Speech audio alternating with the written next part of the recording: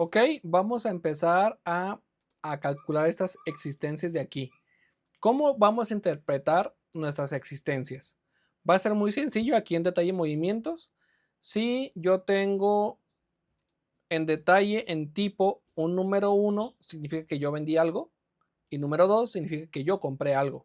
Entonces, basados en eso, va a ser muy sencillo hacerlo aquí. Bueno, ni tanto porque es medio largo el proceso. Voy a activar aquí lo de las letras porque se me había olvidado. ¿Qué vamos a hacer? Debes de tener en cuenta o mínimo tener un conocimiento acerca de la función que se llama sumar punto sí punto conjunto. Creo que ya la habíamos visto en unos videos pasados. Entonces, si te fijas, vamos a ir de la manita aquí con Excel que dice rango de suma. El rango de suma, yo me voy aquí a detalle movimientos y lo que yo quiero sumar es la cantidad que está en E, aquí, y yo le voy a poner de E hasta E1000, ¿sale? Coma, después vienen nuestros criterios. Nuestros criterios van a ser el ID de producto, ¿sale? De 2 hasta de 1000. Todo esto debe coincidir, ¿ok? Tanto en la E como en la D, los rangos deben ser exactamente iguales, desde 2 hasta 1000. Listo, posteriormente vamos a ir con otro criterio.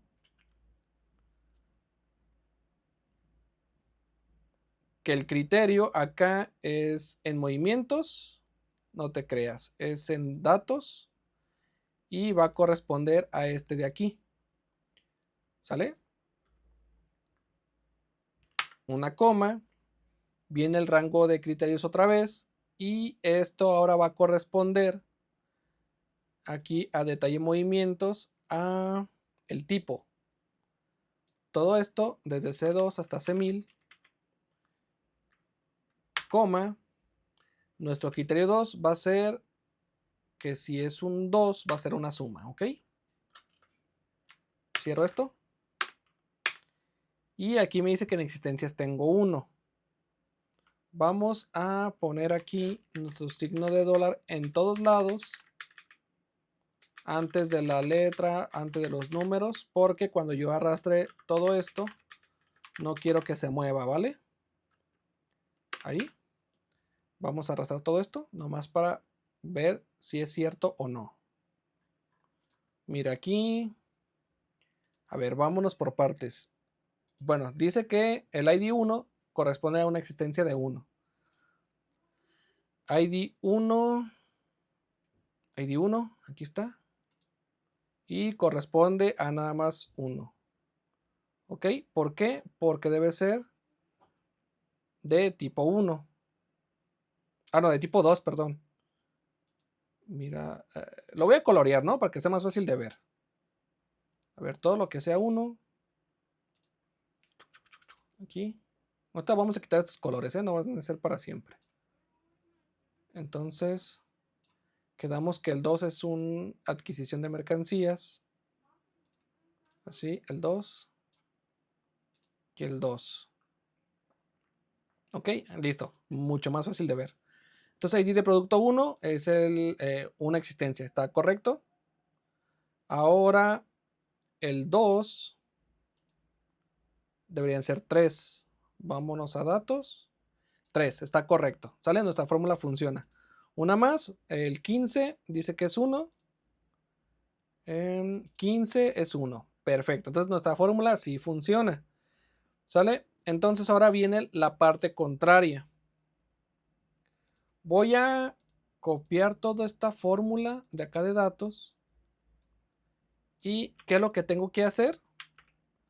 Ponerle que menos la misma fórmula, pero aquí en vez de que sea 2, sea 1. Igual. Aquí es que el igual ya no va. Me van a salir números negativos. Mira, aquí ya por el formato de tabla ya se actualizó sola la fórmula.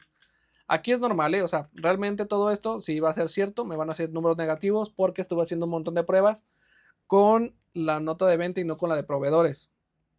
Vamos a hacer los cálculos. Vamos a ver el más fácil porque aquí tenemos un 1. Entonces, si es 1 menos 1, ¿no? Detalles, movimientos. Mira, ID de producto 1, aquí tengo 1. Y el 1, aquí también tengo 1. Está perfecto. Ahora, por ejemplo, el 2, el ID de producto 2. Tengo un 2 menos 1, queda 1. Y aquí tengo otro 2. Queda 1. Ah, y aquí está otro 2, menos 2. Y al 2 también me sale que es 0. A ver, vamos a hacer. Entonces, mira, ya sé qué vamos a hacer. Este 2 aquí. Lo voy a poner aquí por aquí. Buscamos otro 2 aquí. Buscamos otro 2 aquí. Y este 2. Listo, aquí me fui en orden. Entonces, el último es un azul. Ay, azul. Azul, tengo 3 y 3, sí, da 0, totalmente. ¿Vale? Aquí fue medio engorroso hacer la comprobación, pero así funciona. ¿Vale?